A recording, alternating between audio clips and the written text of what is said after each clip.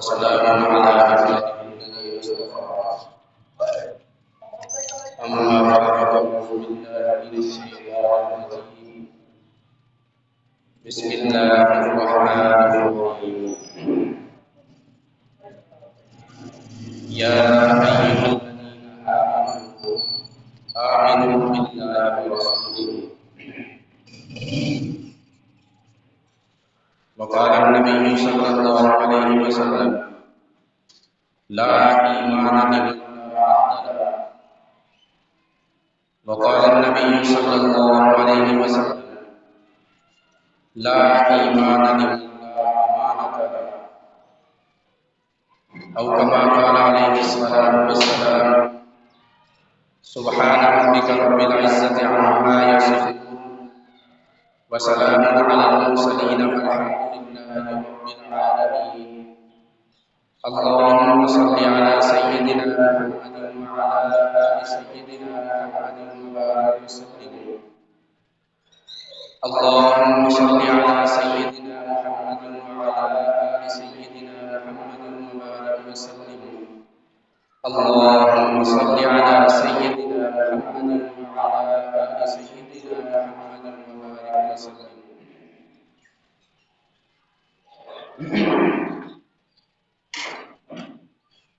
پچھلے جمعہ میں ہم نے ایمان کے بارے میں کچھ بات کی تھی. یہ ایمان اللہ تعالیٰ کی بہت بڑی نعمت ہے.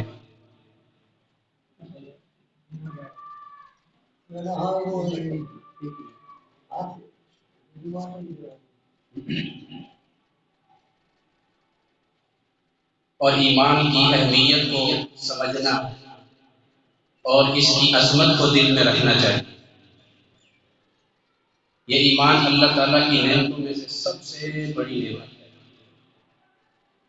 عزت اتنی بڑی نعمت نہیں، مال اتنی بڑی نعمت نہیں، صحت بھی اتنی بڑی نعمت نہیں جتنا کہ ایمان اللہ تعالیٰ کی بڑی نعمت ہے.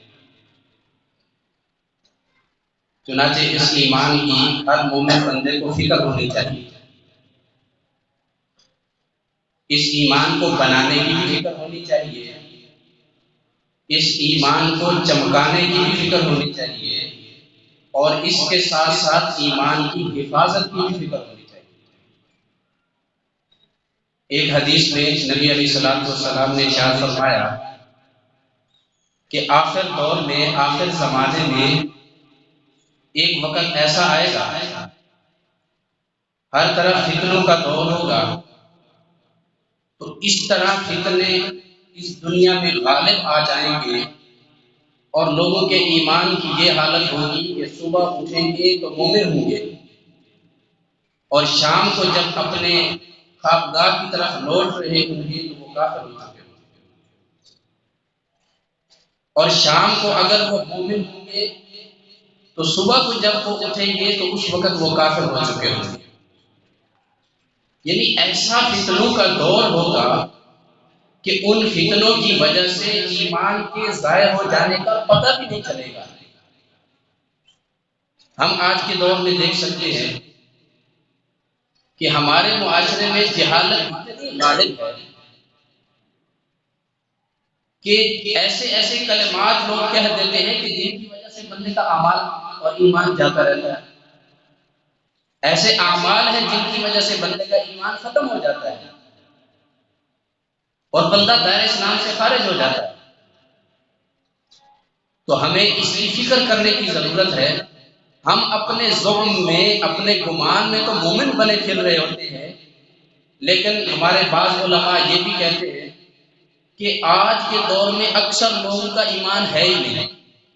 ان کو اتنی لوگوں کے ایمان کی فکر ہے، وہ اتنی بریک بریک باتیں ہمیں سمجھاتے ہیں کہ جن کی وجہ سے ایمان ضائع ہو جاتا ہے. تو ایمان کی حفاظت یہ بھی ہمارے لیے ضروری ہے.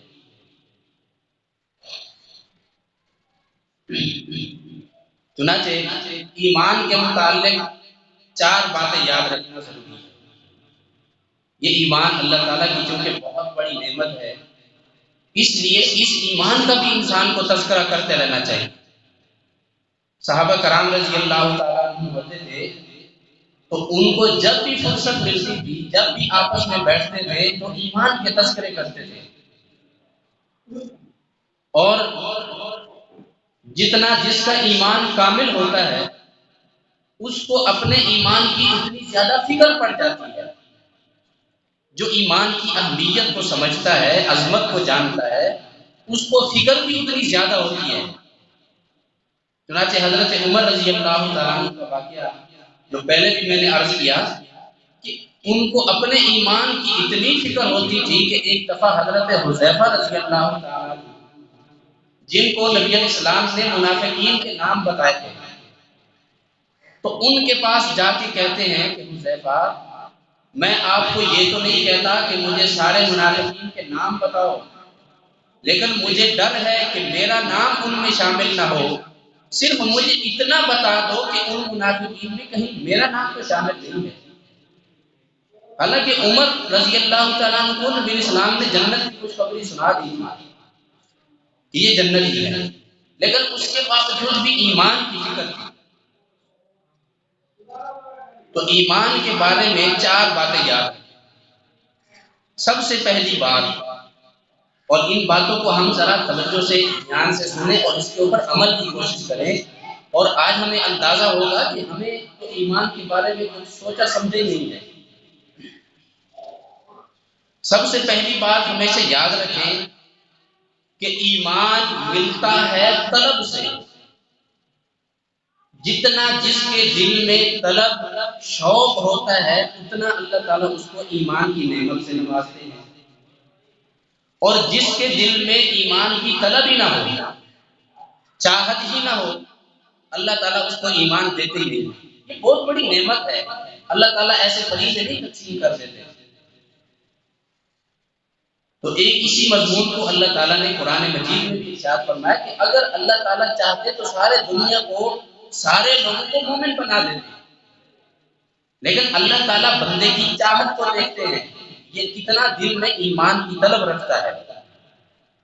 چنانچہ 2-3 مثالوں سے ہمیں یہ بات اور سمجھ آ جائے گی۔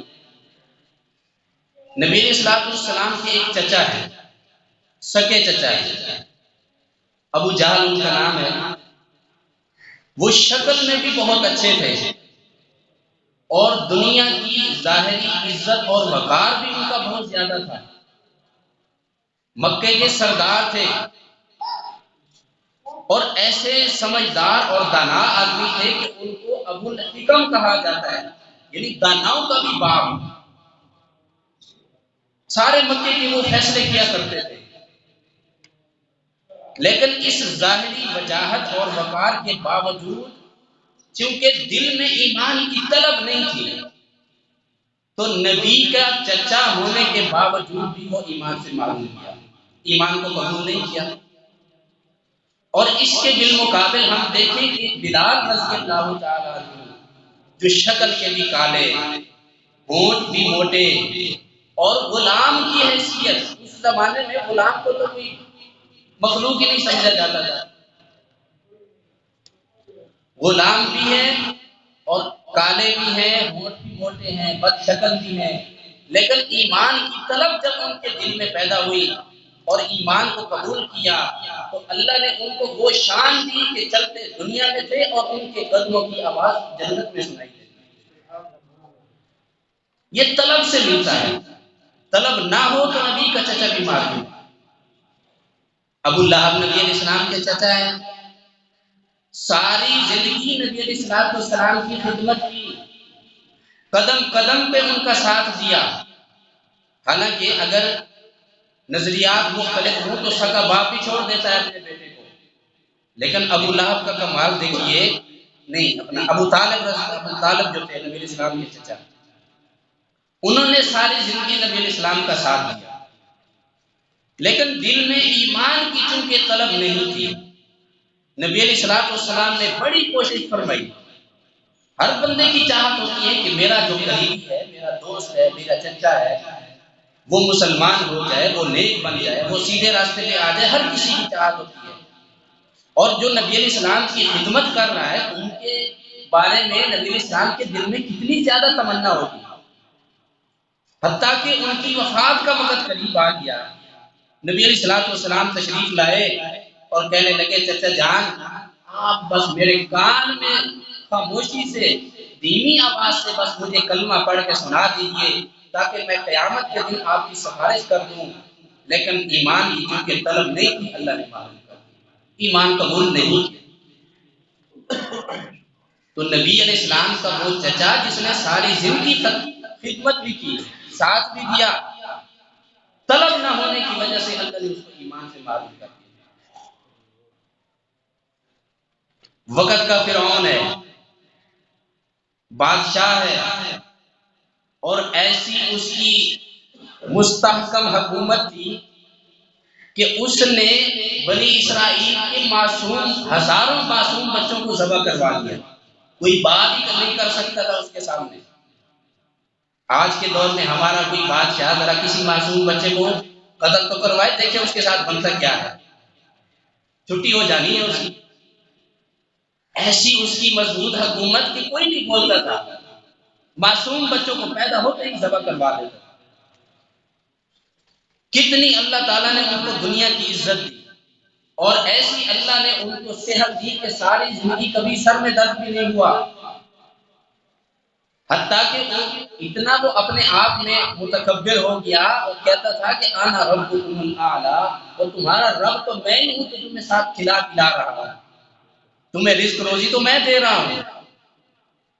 قال یا قوم الیس لی ملک مصر، اور میری قوم کے لوگوں تم دیکھتے نہیں ہو میں مصر کا بادشاہ ہوں، وہذہ الانہار تجری من تحتی، یہ سارے دریا، یہ نہریں جو چل رہی ہیں میرے نیچے، یہ سب میرے آرڈر کی وجہ سے چل رہی ہیں، یہ میں نے سب کو خوشحال بنا رکھا ہے۔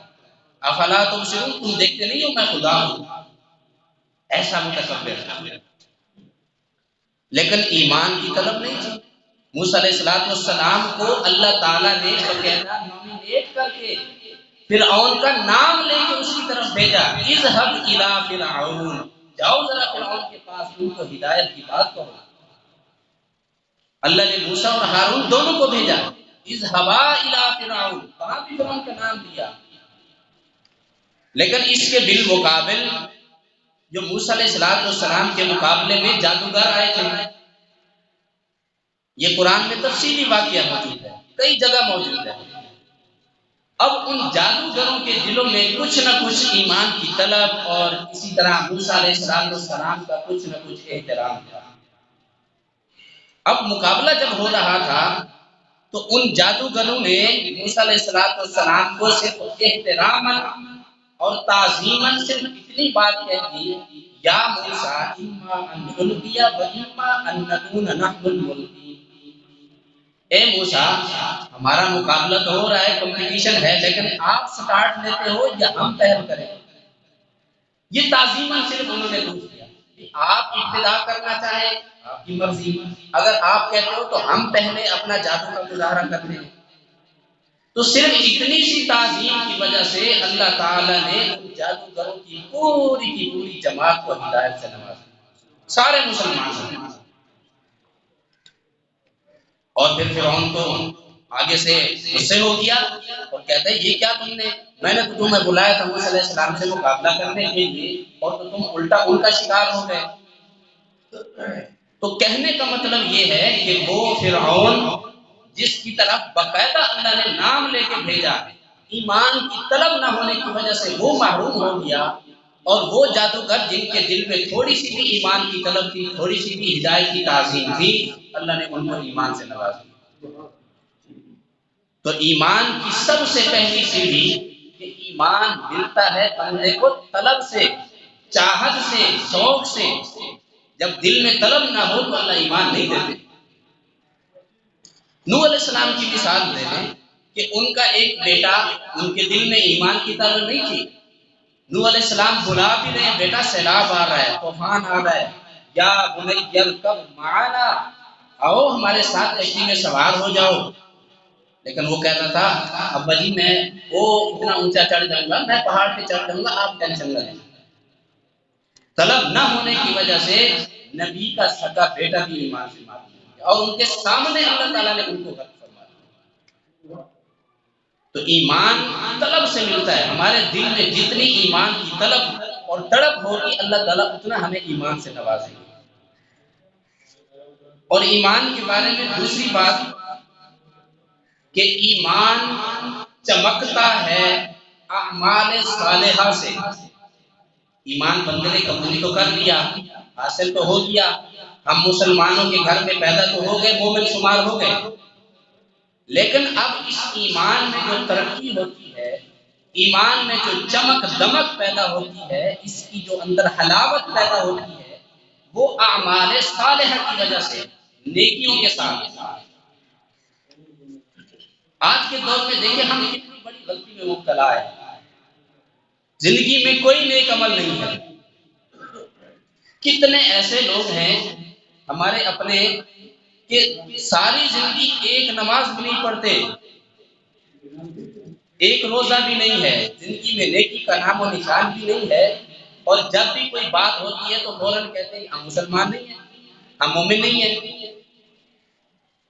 تو ایمان کو صرف قبول کر لینا یہ کافی نہیں ہے، اب اس میں تھوڑی سی چمک پیدا کرنے کی ضروری ہے۔ چنانچہ علماء کے اندر یہ مسئلہ اختلاف میں ہے کہ کیا ایمان کے اندر اضافہ بھی ہوتا ہے یا نہیں ہوتا ہے۔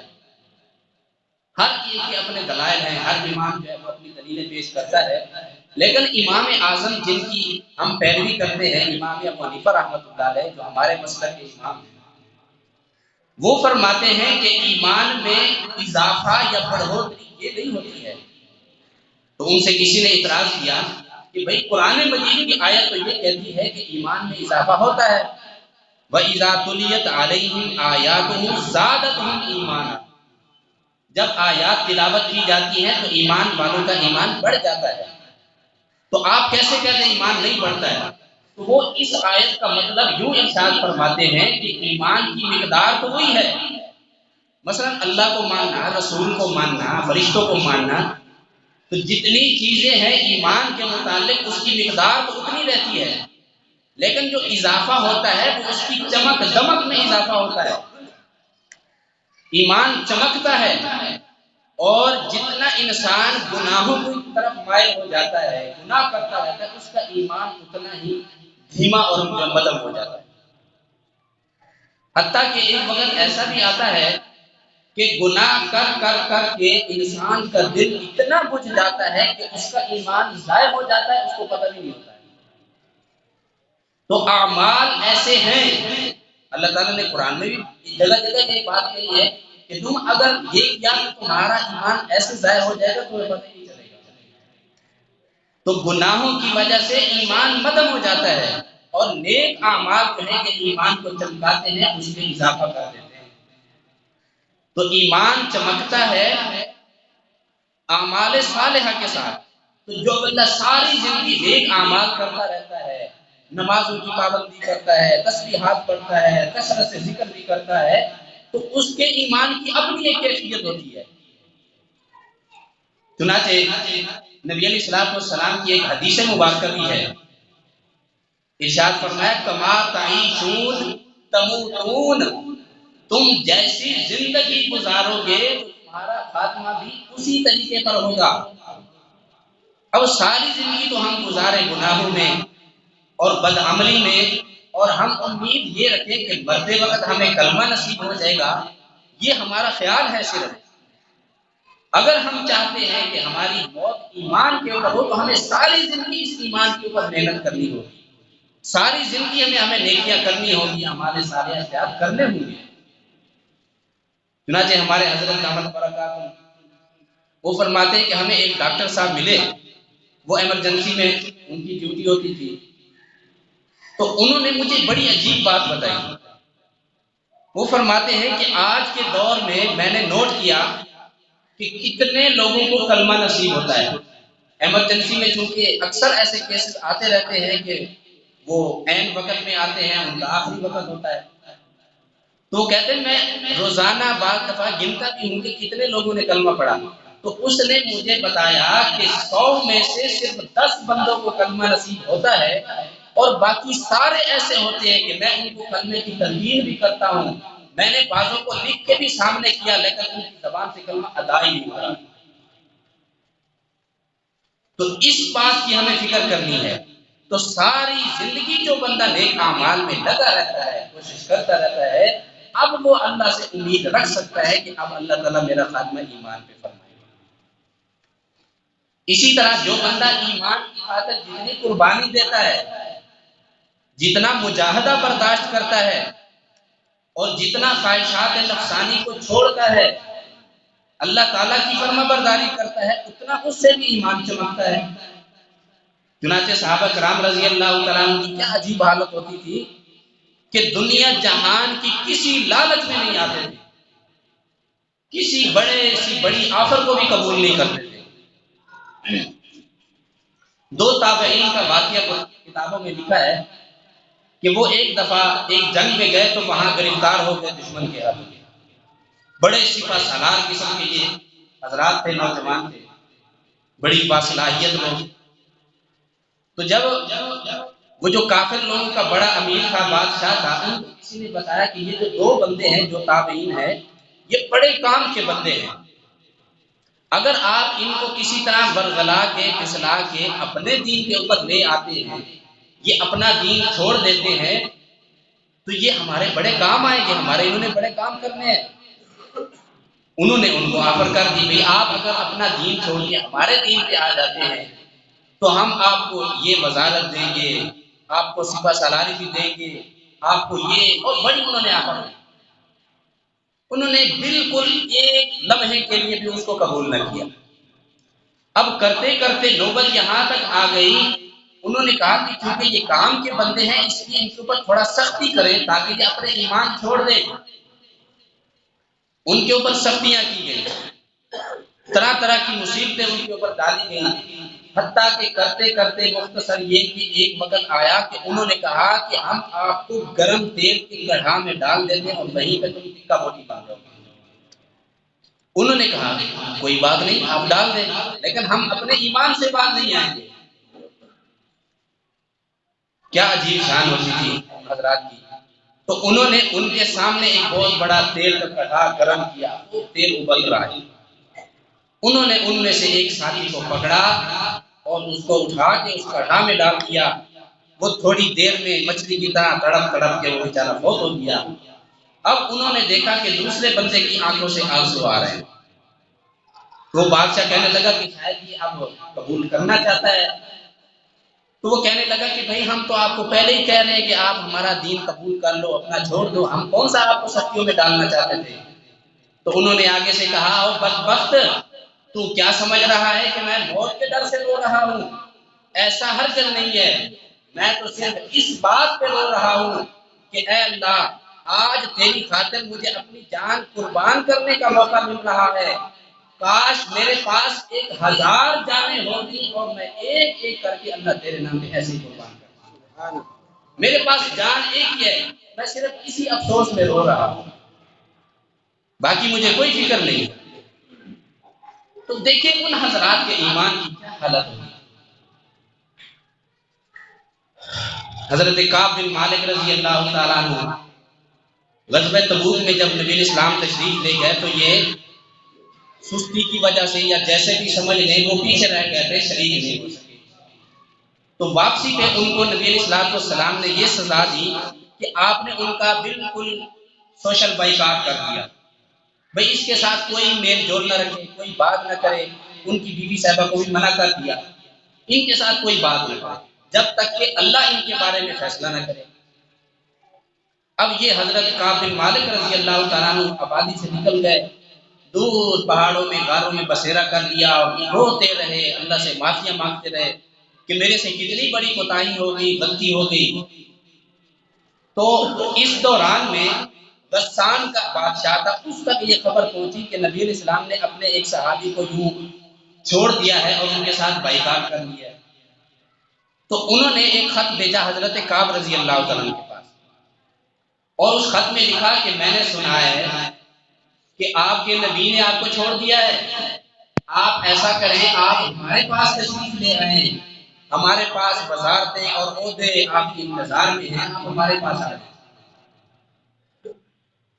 تو یہ خط جب ان تک پہنچا حضرت کعب رضی اللہ تعالیٰ عنہ کے پاس، اب ان کے دل میں یہ چاہت تو بالکل بھی پیدا نہیں ہوئی کہ میں ان کے پاس چلا جاؤں، لیکن ان کو اپنے اس عمل پہ اتنی شرمندگی ہوئی، پہلے سے زیادہ اتنی ندامت ہوئی، ایسے زار و قطار رونا شروع کر دیا کہ یا اللہ میرے سے کیا اتنی بڑی غلطی ہو گئی کہ کافر لوگ بھی اب مجھ سے ایمان چھوڑنے کی امیدیں کر رہے ہیں، یا اللہ مجھے معاف کر دے۔ تو اللہ تعالیٰ کو ان کا رونا اتنا پسند آیا کہ اللہ نے وحی بھیجی نبی علیہ السلام کے پاس، اور اللہ نے ان کی معافی کا اعلان فرما دیا۔ تو دیکھیں بڑی سے بڑی لاتوں کو بھی قبول نہیں کرتے تھے۔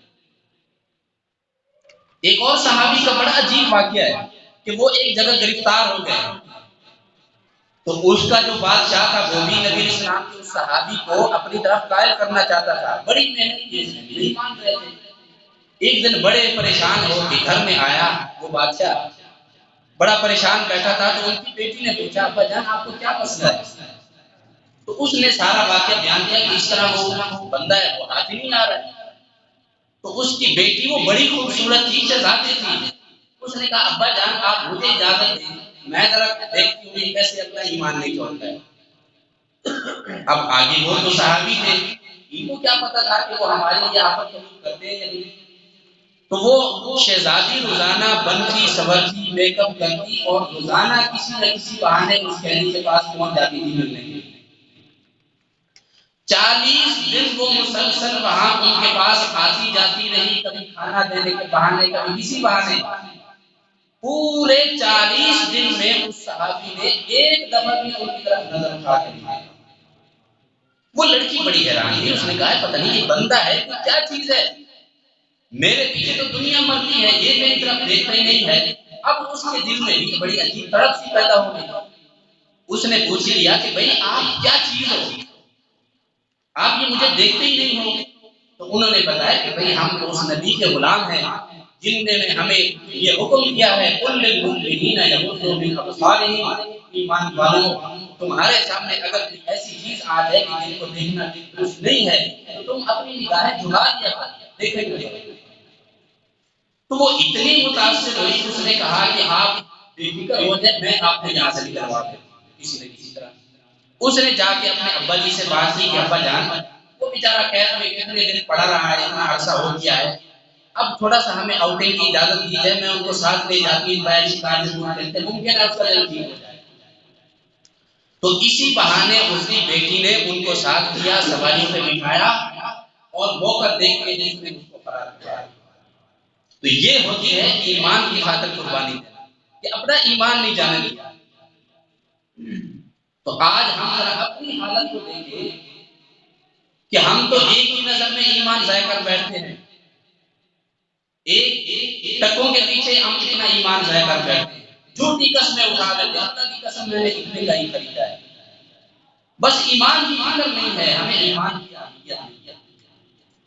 تو انسان کو جو ایمان ملتا ہے وہ طلب سے، شوق سے ملتا ہے، اور انسان کے ایمان میں جو ترقی ہوتی ہے، جو اضافہ ہوتا ہے، اس کے ایمان میں جو چمک اور رونق پیدا ہوتی ہے وہ اعمال صالحہ کی وجہ سے پیدا ہوتا ہے۔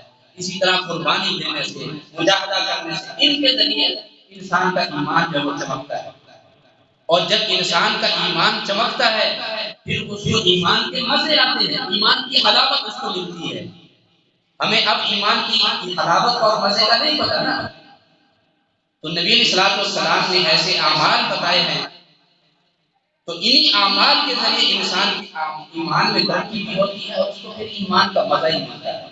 تو اللہ تعالیٰ سے دعا ہے اللہ تعالیٰ ہمارے ایمان کی بھی حفاظت فرمائے، اللہ ہمارے ایمان میں رونق نصیب فرمائے، اور جو کچھ ہم نے کہا سنا اللہ اس کے اوپر ہمیں عمل کرنے کی توفیق نصیب فرمائے۔